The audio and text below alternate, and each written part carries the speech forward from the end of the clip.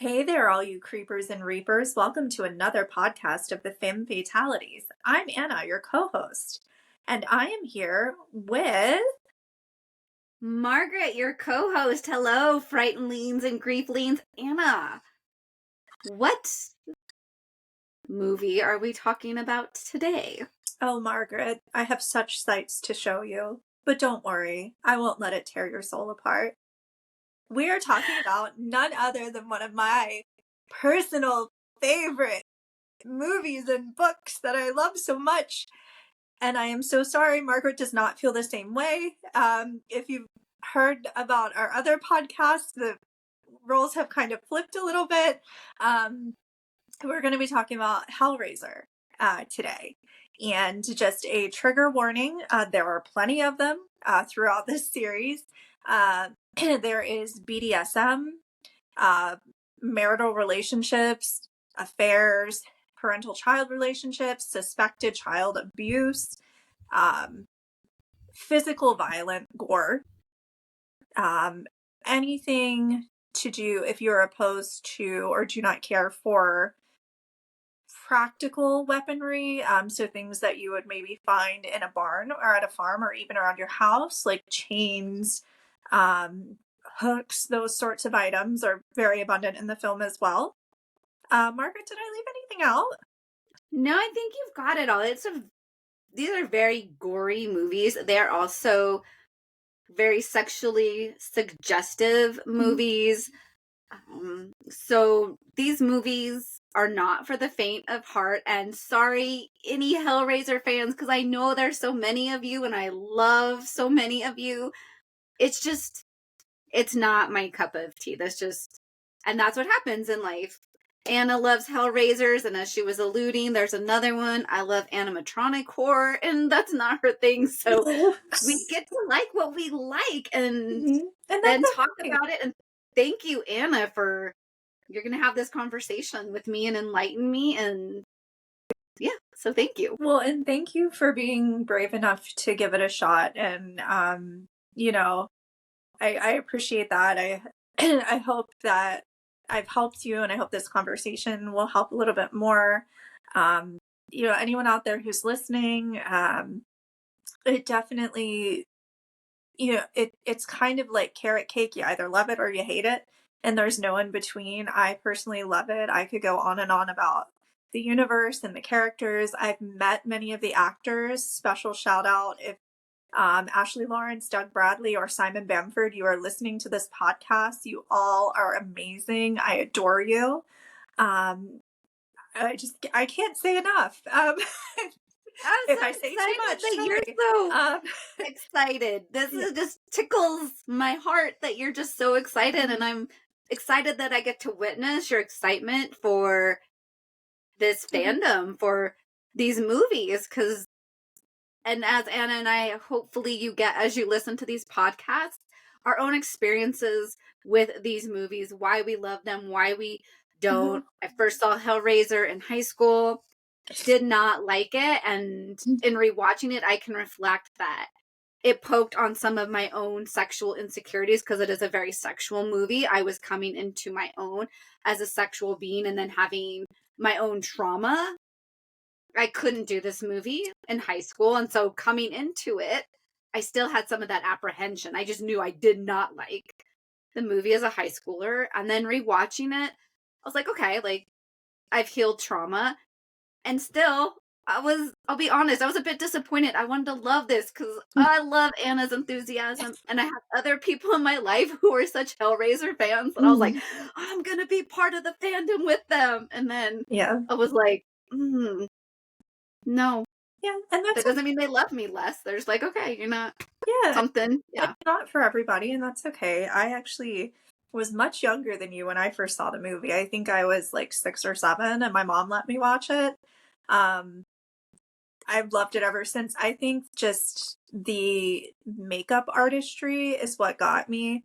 When I was a kid, I wanted to grow up. I wanted to be a special effects artist. So my parents would let me watch really gory stuff a lot of the time, and just the artistry and the work that it took into Frank and Julia's costume in the first and second one. Also, I don't know why, but I was looking through some old fashion drawings I made as a little girl.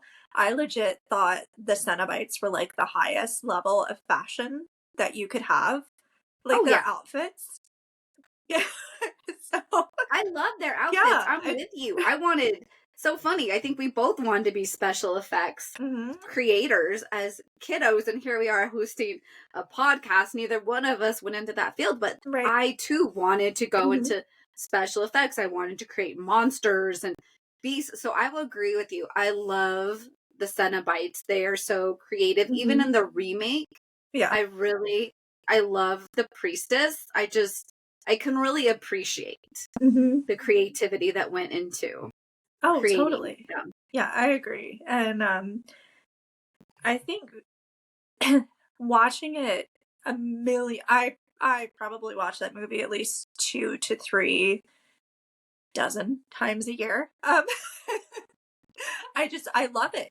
And watching it now through the eyes of a thanatologist versus just the eyes of entertainment really helped me pick up on some things. So you let me know as we go what's comfortable for you, or if you want to talk about something else. But I'm good. I will let you know. I'm usually, and I think in a previous conversation, Anna and I discussed probably part of my discomfort with Hellraiser is as a trauma and grief therapist. I, on a daily basis, witness a lot of trauma, and I've witnessed trauma related, not related to these movies, but sadistic, sadomasochistic traumas. So I feel, for me, part of my discomfort is that this is, in a way, an extension of my daily job. And so I didn't get enough removal from it because I could just, it was, just one of those movies. Some movies hit too close to home and some movies don't at all. So this was just, but thank you, Anna. I really appreciate that. And I will let you know if I get a little too uncomfortable and I'm willing to sit in my discomfort, because I really want to just witness your love for this movie and learn from you. And so please take it away. Okay, so we're going to talk about the original, the first one. And one thing that I actually want to bring up is I was trying to look at it through a different perspective. So throughout the entire film, Frank is this misogynistic womanizer, right? Who just does what he wants, when he wants, whatever he wants, doesn't have any regard or care for anyone else. And we see traces of that kind of personality archetype peek through.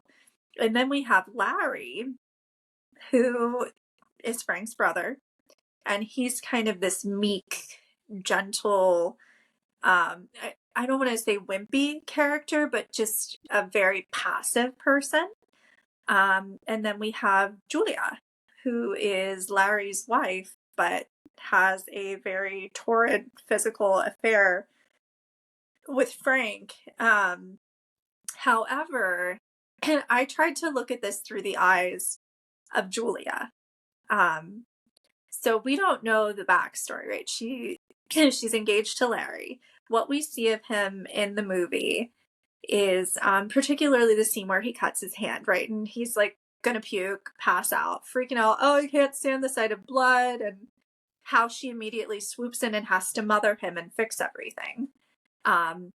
So one could deduce that their entire relationship, she has been more of a mother than a partner to him. We don't know what happened to Kirsty's mom. We know that she died. So maybe Julia met Larry during his grief, right? And she kind of swooped in and helped him feel alive again. And eventually it turns out he just wanted someone to take care of him rather than a partner, right?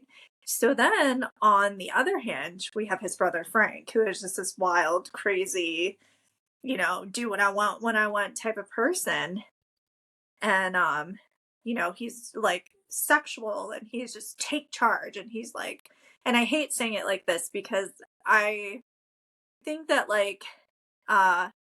gender roles and definitions are way too subjugated. I'm not into that personally, but for the purpose of this conversation, like, Frank takes charge. He is the man. He wants her to know, like, I am the man. You are gonna, like, submit to me, right? Gets back to the whole BDSM thing. And maybe that was part of the allure and the turn on. Like, I have this wounded bird that I've been taking care of all this time, who can't even stand the sight of his own blood. And then this, like, phoenix who continues to rise through the ashes has just taken me into the fire with him, and I want to see what happens. So I think the infatuation that we're presented with through the first film is more easy to understand if we look at it that way. And then I think it translates once again through Julia's perspective, and the books and the comics are a little bit different, I know, but we are talking about the film today, and this is just a different way of looking at it. So we get to Hellbound, the second one. Julia comes back, right? So the first movie, poor Larry. I mean, as meager and meek and sweet as he is, he didn't deserve to bite the dust, and I do feel very bad that he did. But at the end of Hellraiser, Frank mistakenly stabs Julia, and he's like, "Oh, nothing personal, baby." Ugh. And so in the second one, she runs into Frank in hell and takes care of him, and she's like, "Nothing personal, baby," which, if anyone's ever been scorned in a relationship, that was quite great. But also the fact that she now answers to Leviathan, right? So she's going and collecting souls too. Basically, she's like, "You know what? I'm here. I'm not just gonna sit here in my own little personal hell. I'm gonna run this bitch." And she does. And I was like, man, she was like one of the original baddies. Like a baddie.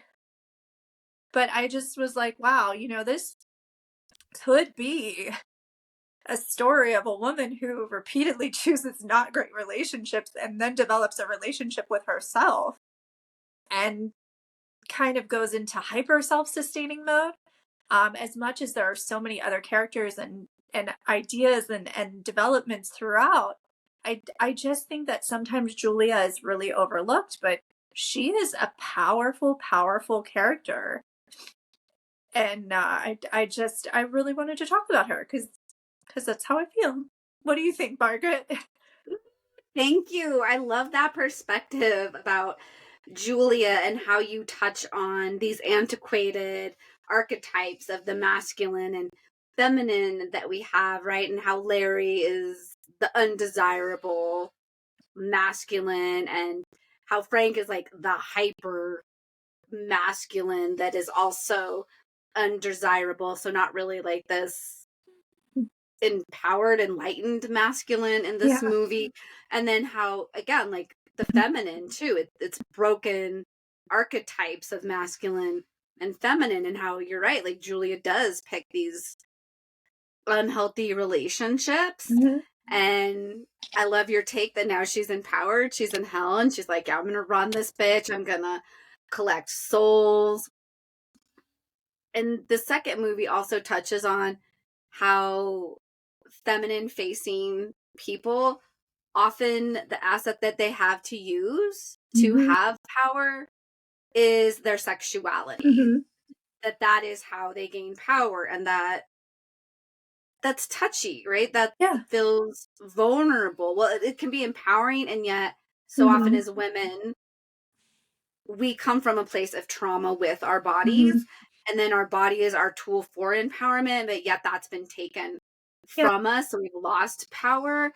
And I feel like these movies reflect that in a lot of ways, and can cause a lot of internal conflict, can cause some discomfort, especially as women. When we see women empowered in their bodies, we judge that because we don't feel safe in our bodies. And then for me too, it's like, wow, like I wish as women we could just be empowered, and it wouldn't have to be a sexual thing with the guy in the second, the doctor. Like she seduces him to get her way, which is and she's a badass. She's somebody I would not want to mess with. She's not at all a bit moralist, in my opinion. Right?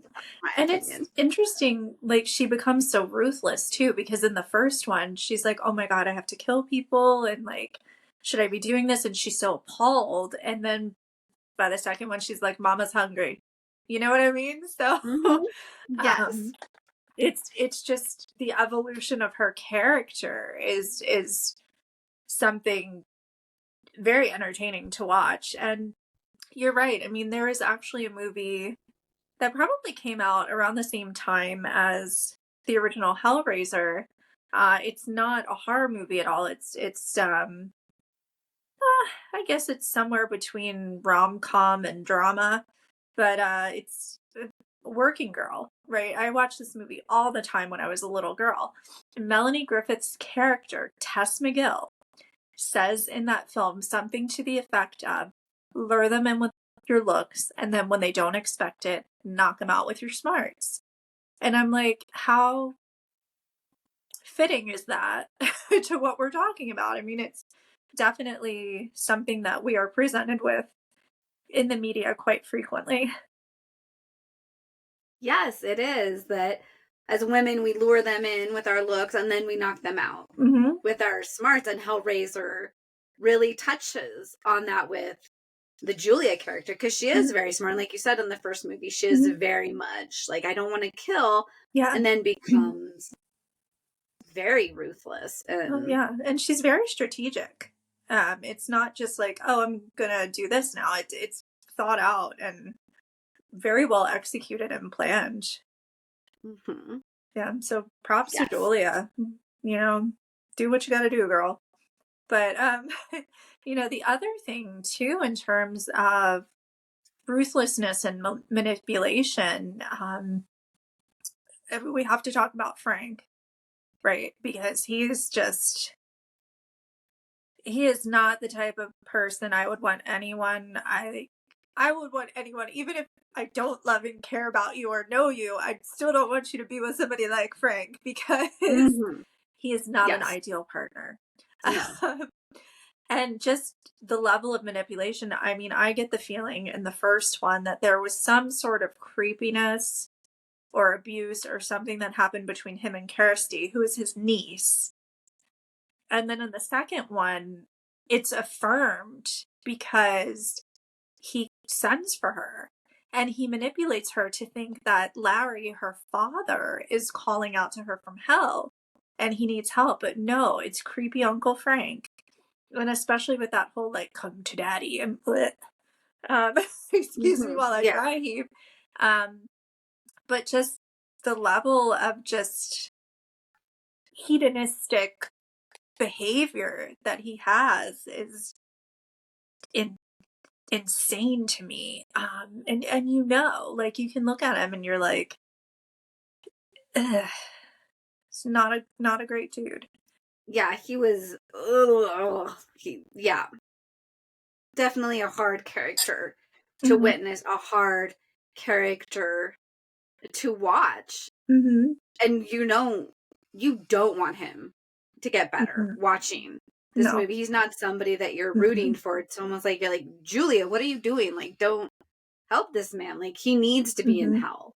Yeah, totally. And I think even if you look at him not through the horror lens, but just as, like, he's a grifter, right? He just was very selfish and impulsive, baser instinct.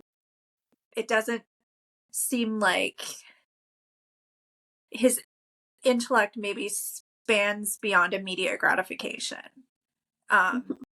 And once again, we're talking about the movies. I know there's more character build in the books. I've read them, and the comics too, which I love. But we're just, for argument's sake, we're talking more likable in the books, would you say, Frank? Because it feels like you've seen it from Julia, that in the books you get more of like you're rooting for her, where Frank, would you say that the books actually you're like, okay, like I can have some more empathy for him? Honestly, I think because I saw the movie first as a kid, I went into reading everything like Frank sucks. So I'm a little biased, but I can certainly see how there's another side to the character. And speaking of characters that have lots of different sides to them, um, I think that, of course, the Cenobites, right? Because they were all human at one time and they've opened the box for whatever reason, and now they're kind of these characters. And, it's to me, it's like, okay, well, this is my job now. This is what I have to do. And this is how we're going to do it. But the box itself is such a tool to work into grief, right? So I think that there is a lot of grief related topic in this film. The first two in particular, because the box itself is called a lament box. And what do you do when you're grieving? You lament for the departed. So this box enables the characters that are in this world to reach out to the deepest, most hurt, painful, processing part of you. Right? So if we look at Kirsty, it enabled Frank to reach out and pretend he was her father, who she dearly loved and was trying to save and help any way she could. We look at Tiffany and we're exposed to the murder of her mother, the abuse that she suffered at the hands of the doctor, and some other, different concepts as well that impact her communication with others. It's not just about the physical torture. And I think for me, what makes this kind of a grief entendre is that is grief. Everything is inside and deep inside of you. There are different things that are relational to what you're experiencing and what you're going through. And it can feel like you have a million daggers in your body and they're just ripping your flesh off of you. So I think to me that very much connects it. The lamentation portion for sure. Because it is sorrowful and, some characters, not so much in the movies, but in some of the texts and readings, they don't have a horrible experience, right? And what about when you process your grief? Like, do the work, put the time in, process your grief in a healthy way. It's going to be a hard experience. It's going to be something that you never expected or thought that it may go in the way it does, but it's not the worst experience. Thank you for sharing that perspective about how grief fits in from a thanological point of view with Hellraiser. I think when I watched them, I saw it from a bigger thanological view, which was really like life and death, and how does life and death interact, and what does that look like, and that the box actually pushed people to really experience life, all the pain that can be in life, all the pleasure that can be in life through this box. And I love how you're able to say, oh, and this is where the grief part fits in. Do you feel that Frank or Julia actually used the box for their grief, or was it more of Christy or other box users that were tapping into that grief for things? I think Frank, he wanted pleasure. He knew what he was getting when he got the box because, he goes and he specifically purchases the box. And the question is, what's your pleasure? It's right there. So he wanted kind of that, S&M, BDSM experience that he identified with, right? And hey, if you're into the BDSM lifestyle, like, more power to you. As long as you have a safe word and you are not hurting yourself or anyone else, do what you got to do. Like, get it. There is nothing wrong with that. We're just talking about what's going on in the movie. But yeah, I think he wanted that pain pleasure type of experience, like the whole leather and lace thing. But I think with Julia, in the movie, we don't really find out how she ends up with the box in her hands. Um, so I think it's a result of her relationship with Frank. I think that kind of, and and in a broader sense, that speaks to adulterers. Don't commit adultery, you'll go to hell. Um, if we look at it from the biblical sense. Um, but I think that in terms of what happens to Julia, she becomes empowered. Frank is tortured, and then Kirsty, it's her deepest sadness, right? She is ended up in a house where she's confronting her mother's death, and then she's trying to find her father to help save his soul. And the same with Tiffany. She's just, in this kind of lost world. The other thing, though, not to go completely back to Julia, I think everyone's going to get the idea that she's my favorite. The doctor, he has all these boxes, but she's the catalyst for him to do anything about it. And how many times in life do we think about doing something and we're too afraid to do it, and then someone comes along and pushes us, right? So we're in debt a great deal of gratitude to that person. But then if it doesn't turn out exactly how we expected it to, we're pissed at them. So I just think that's a really,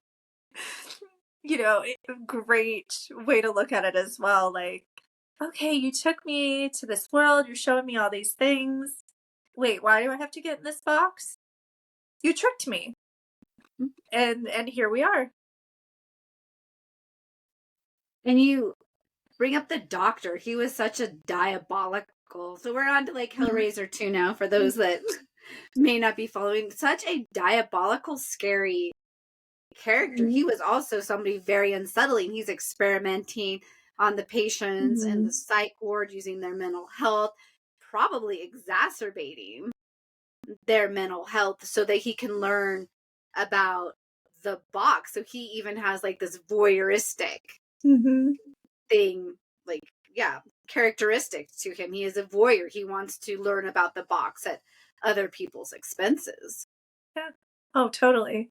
And even if we look at the mental health institution he works at, that's probably, for me, one of the hardest parts of the entire film, was because you have the main floor and then you have the basement where the more difficult cases are locked away. And the gentleman who dies, has a hallucinogenic disorder that causes him to believe that he has bugs crawling out of his skin and lesions and all these sorts of things. And that is a real disorder. That is something that people have.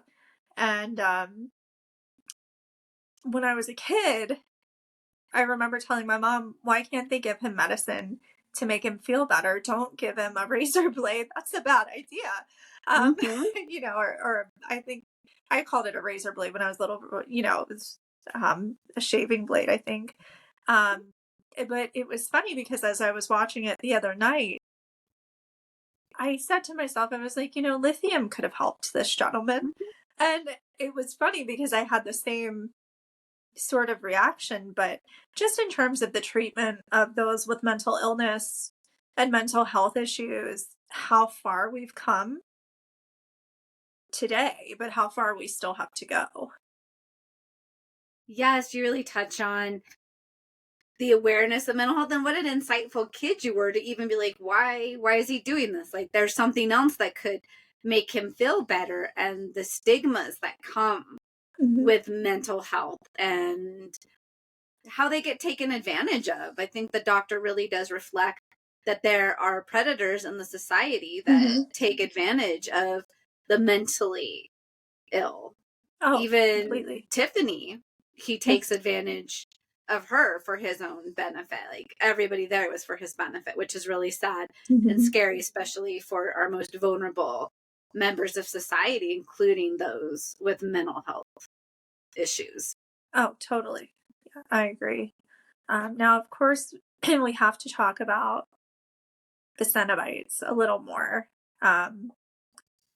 So I enjoy them thoroughly. I think that the idea that you open the lament box, you solve the puzzle, and then they're the ones that come to greet you. It can either be a excruciatingly delightful prize, or it can just be excruciating. And I enjoy the two sides of the coin type of idea, when the puzzle is solved and when they come. Ooh. So do you have a favorite Cenobite? Is there one of the Cenobites that you'd be like, I'd really like that one to come? I feel like that's a good question. And I'm gonna say this, even though she's technically not a Cenobite, I'd probably want Julia, because I feel like she'd be like, "Hey, girl, let me show you around. Mm-hmm. Like, if you do all this for me, I won't have your back, but I'll make sure no one pushes you off a cliff." You know what I mean? Like, but if I had to choose one of the Cenobites, I think part of it is because I love Simon Bamford. I've met him in person. He is just an absolute delight. Simon, if you ever listen to this, you're great. You really are. And I had asked for his autograph, and I had gotten it for my mom. He played Butterball. And I was like, "Can you please not write 'See you in hell' on that, because it's for my mom?" And he's like, "Oh," he's has an accent. He was like, "Oh my goodness, I would never do such a thing to insult your mother." And it was very sweet. And so I guess I would probably choose Butterball. Also, I feel like he would hug you before he like tortured you, and everybody needs a hug now and then. What about you, Margaret? Do you have a Cenobite of choice? Oh my gosh. Well, you talk about Butterball and you have this personal experience with him. He creeped me out. Him and the teeth chattering one. Oh yeah. Unnerving. I would say probably the female Cenobite, or even Pinhead, because Pinhead comes across with almost like this non-judgmental air to him, almost like, this is your fate, like it is what you played with the box, you solved the puzzle, like this is what happens. And I feel like there's something, and maybe that goes back to female archetype, the female Cenobite that just has that, I feel comfortable with that female energy. Maybe she's gonna mother me a little bit more, she's gonna take care of me, like you chose Julia. This as women, okay, I'm trusting this female energy over the masculine. It is, and energy. Someone you feel like you have a commonality with. Like, even I could be like, walking through Target, and I could see somebody who has like a horror shirt on, and I have a horror shirt, and I'll be like, "Oh, I love that movie," or whatever, and you just start talking because you have that in common. Or like, I could be somewhere and have like huge, like dangly gorgeous earrings on, and someone else have cool earrings, and be like, "Oh, I love your earrings," or because you see that in another person. It's something that you identify in yourself, and you like it, or you just feel a presence in relation to it.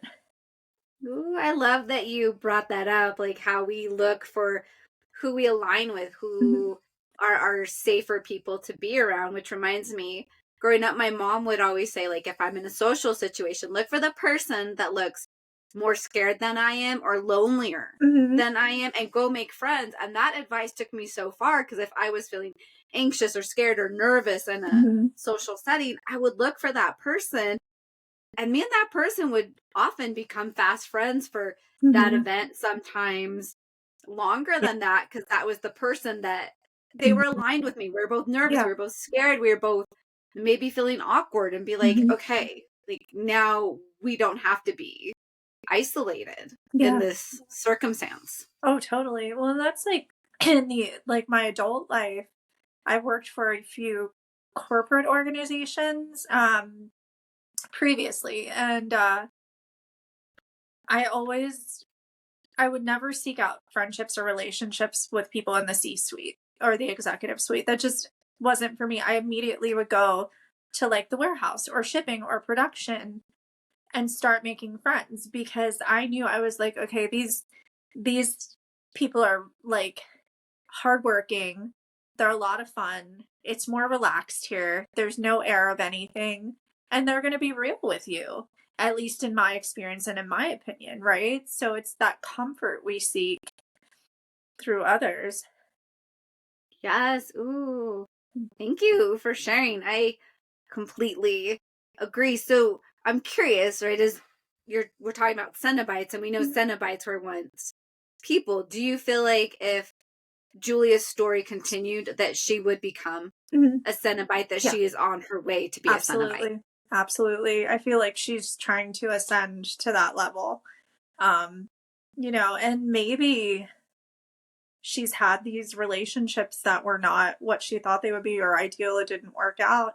And maybe she's found comfort and solace in working her way up. Like, how many of us, you know, whether you're masculine or feminine facing, whatever you identify yourself to be, and whatever you identify your relationships to be, how many of us have gone through a relationship change, a breakup, a familial change, a friendship change, and you just throw yourself into your work?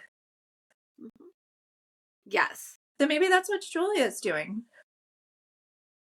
Well, like you said, she is grieving. She's married a man who the relationship isn't what she thought it was going to be, or maybe she knew that it needed to be needed, and that way we don't. And you might be able to correct me as you've read the books and you know more of her backstory, and she really does want that archetypal masculine man. I'm gonna just take you, and right, that so she's grieving that she has this husband that is, he's not like his brother. They're complete opposites. They're two sides of the masculine spectrum, and I'd say Frank pushes the edge of one.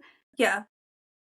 I feel like Larry, he's closer to the other edge, but I feel like there is that spectrum it still goes further than Larry, because there's like I think of like the soft, sweet masculine that often gets bullied in our society, that more feminine masculine that is just I mean, that's, and I hate putting it this way, but like I feel like Larry's like the nice guy and Frank is the bad boy.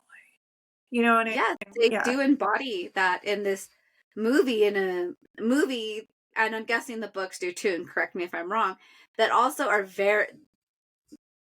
they're exploring like black and white. They're like hell, God, bad boy, good boy. They're these dichotomies that exist in our world. Oh yeah, and I mean, even like one of the final scenes in the first film is the whole Jesus wept thing, right? So there's definitely a social and religious influence. Which, funny enough, the other night on Jeopardy, like the clue was, and this is why Jesus cried. Or no, it says this is why Jesus wept. And immediately I was like, Frank and Hellraiser. Of course it was Lazarus, but you know, I still, if I would have been on that episode, I should have gotten credit, because technically I am correct. Technically speaking. Yes. But I think that there's definitely, and really when you look at it from the religious text perspective, there are very strong definitions of what a person should be according to their role, particularly in marriages. So there's definitely a little bit of an undertone there. Yes. Yeah. So, okay, I have a couple questions. So, and you can tell me to kick rocks if any of these are too weird. But okay, if you had to be a Cenobite, right? And I know, like in the books, I was going to ask you this. I was thinking that, and then you just beat me to it, because I was like, oh, if you're a Cenobite, who would you be? great minds think alike. And I realize in the books that like they're way more mangled. We are talking about the movies, and we're talking about how our minds work and how maybe we see ourselves and how we would see ourselves as one of these characters. So there's no right or wrong answer. And listeners, just think about like, you know, how you would see yourselves too. So Margaret, if you became a Cenobite, if you ascended into that world and you were working, and you got the opportunity to become the Cenobite, what would your appearance be? What would you do? Like, what would the tricks in your bag be? That is a great question. And my first response is I don't want to go through the pain of becoming a Cenobite. I think the remake really does show that it's painful to become a Cenobite. It's not. And then we could argue that life, as we grow and we become enlightened people, or we work on our stuff, our healing journey is not pain free. So there is pain in life, whether it's visible or not visible. So taking that theory, right, that our pain, nobody sees our visible pain, I wonder what would it be like? Are the Cenobites actually that our internal physical, our mental, our psychological pain, even our internal pain that people can't see physically, is their manifestation, how they look, a display of the pain, their internal pain? So that being that, I would probably be a lot like Pinhead. I would have like all those pins in my head. I would probably be like those people, right, that have like the big piercings that go through all their bones.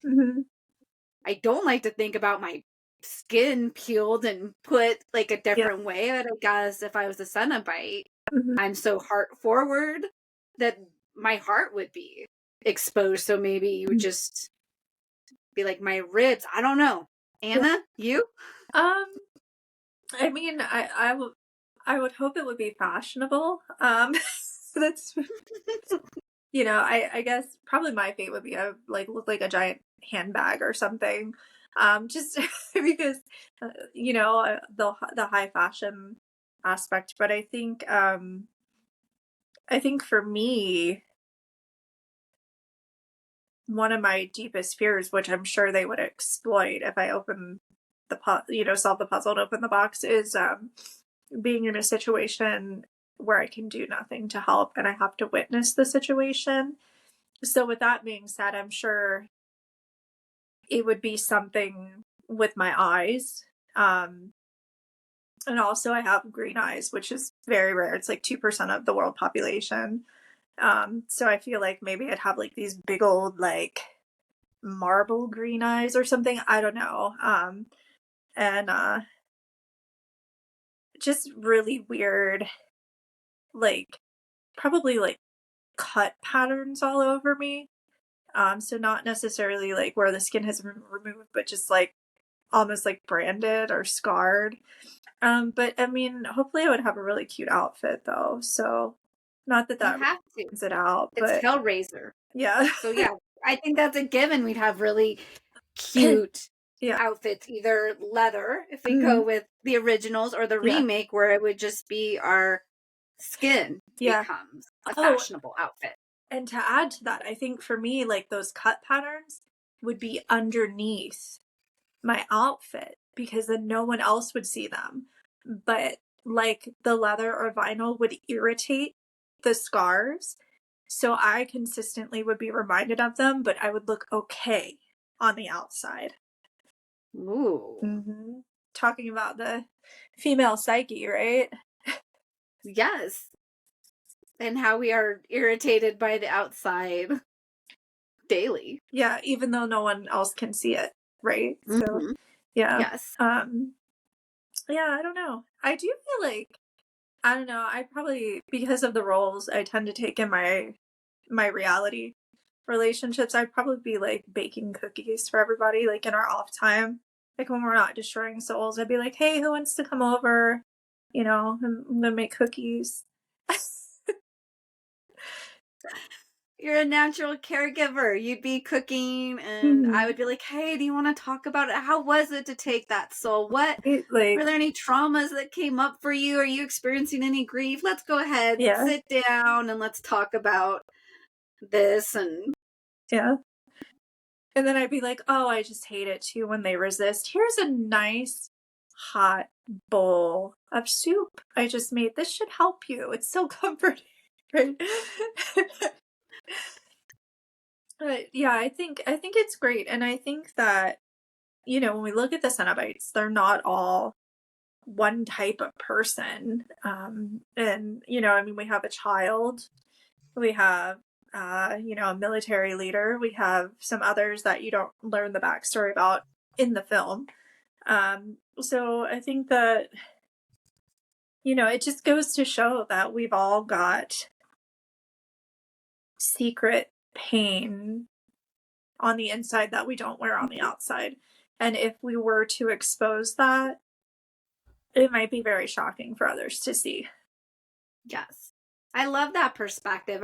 Thank you for bringing that perspective to me, that really the Cenobites are, if we could see somebody's internal pain, our Cenobite persona would be the world seeing our internal pain, because the child butterball or the chattering teeth. Yeah. So what was that child's story as we see, oh, you're Cenobite. So thank you.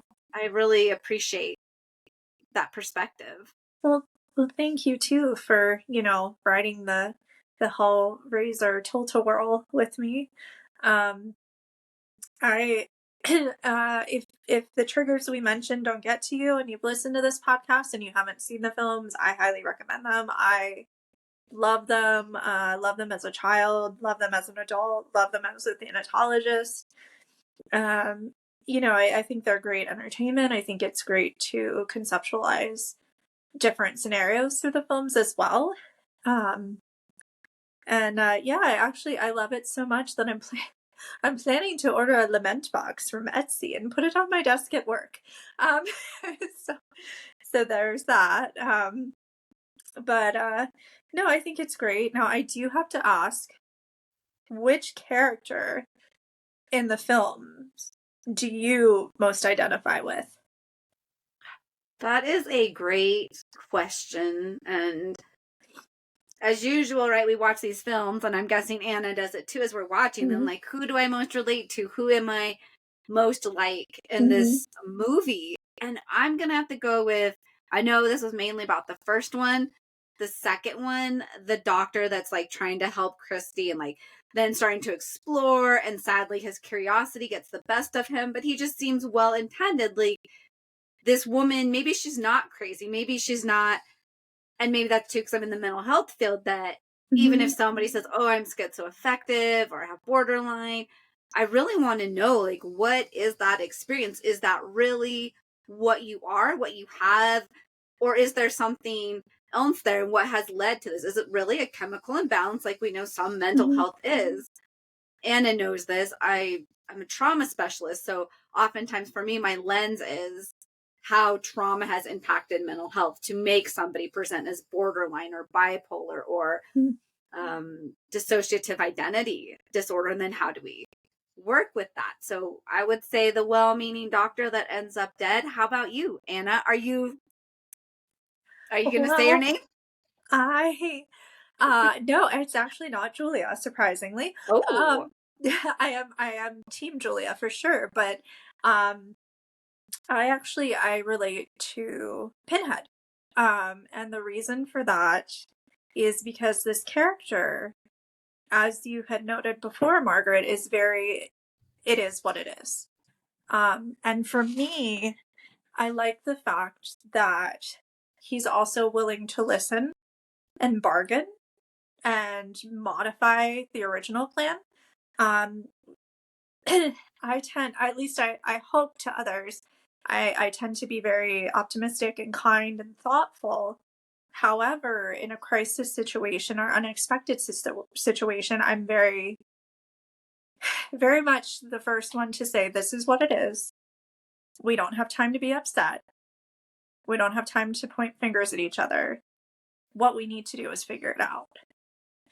Right? So with that, it's very Pinhead-esque in terms of saying, like, you open the box, this is what you get. This is what has happened. This is the result.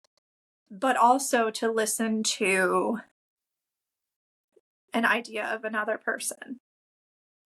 So I definitely identify, maybe not in like the ripping everyone's soul apart. Although, you know, I think that once again, that could be seen as, this is my job. Like, you called me here. This is what I need to do. And this is why. So just the very logical, matter of fact portion of his personality. Yeah, I love that. Pinhead's a great character. Mm-hmm. Oh, definitely. I can see that. Yeah. Yeah. And I know I said this before, Doug is very nice, Doug Bradley.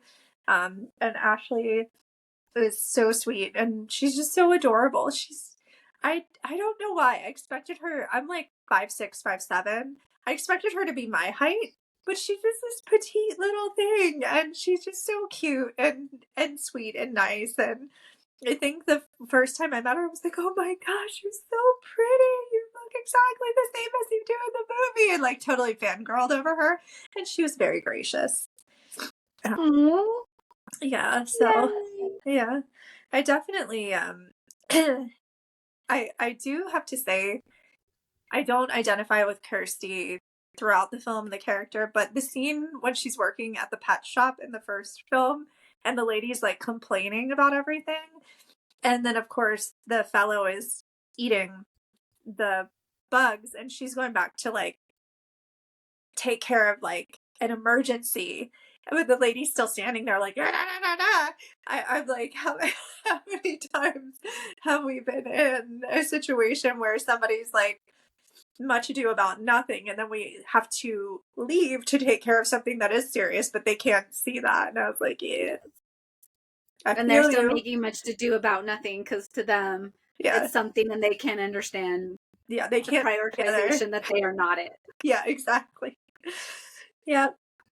Well, I have to ask, do you think that you will watch any of the films again, or are you good? I don't think I'll watch any again. I will watch, so before this, I watched the original 2, the remake, and I wanted to watch 3, and I will watch the rest of them in the series because I am curious and I want to see where the series goes. As a whole, I probably won't rewatch them unless we're still doing this cast in 10 years and you're like, hey, let's revisit Hellraiser. I'm like, oh, it's been about 10 years. I can revisit it. Right. Okay. And I know you're probably going to watch it. Yeah, all day. Before the year's over. Right. Yeah. Probably more of them before the new year. But no, I totally respect that, and I appreciate you giving it a shot. And you know, it's definitely these films and the books and the comics, they're not the easiest due to a lot of topics that they address and a lot of things that we see. And I think for me, I feel very at peace and empowered when I watch them. But I think part of that is I grew up very much hearing like, life is tough, you have to be tougher, and also be careful what you wish for, you might just get it. So I think that really identifies deeply with what I consider myself to be as a person. But yeah, like I said, I can see the other side of that very easily, and just the images, the behaviors, the actions that we're addressing and we're confronted with throughout the series are very strong. Yes, I think you touch on a lot there, that horror is subjective and we each have different ways that we prefer our horror based on who we are, our experiences, all of that. And for Anna, the Hellraisers, that's that's where she is. And that's beautiful. Like, I love that about her, and that she can have space for the more visceral horrors, which often are more activating, more triggering for a lot of us. There are people that will argue that the more cerebral horrors are more activating and harder to watch. And I probably tend to, I think it's becoming more and more evident in this podcast that I lean more towards cerebral horror than visceral. And Anna, that's her thing. I love that about her. She can do body horror. I will watch it, and I will admit that I am the one that's like, oh yeah. And so I love that Anna's like in there, like, yeah, let's do the body horror. Oh yeah, because I'm all about it. Fabulous genre. Yeah, it's just, I think too, I'm awful to watch some of those films with, because I'm like, that's not actually how that happens, you know. Like, and see, that's where I am with cerebral. I'm like, oh, that person, no, it doesn't, that wouldn't happen. You're like, what are you talking about? Like, no, that's so see, we're very analytical in our horror viewing, right? Yeah, but it's great. You know, definitely. Once again, I appreciate you giving it a shot, and thank you so much. Thank you for helping me with the other film. That's kind of the flip of our roles. Margaret was my coach for another film and helped me through that. So, yeah, it's great. And that's the thing too, is you have people in your life who are great movie watching buddies and life experiencing buddies, and hang on to your safe friends, the ones that make you feel comfortable, that don't judge you, that you can talk to all sorts of stuff about, because they're imperative to your healing journeys as well as your grief journeys and your change and loss journeys. Yes. So yeah, thank you for being my coach through Hellraiser. And like Anna said, life is so much sweeter, so much nicer when we have those people that we can talk about anything with from a non-judgmental place, and we can share each other's views. And sometimes we're like, hey, this isn't my thing. Can you lead me through this? Because I don't really get it. So yeah, honor those friends, because they're great to have. Yes, totally. Well, that being said, make sure you hang on to your friends. Try not to focus too much on your foes. Take a little sip of Bruja Brew and relax until our next episode. We'll see you next time. See you next time. Bye.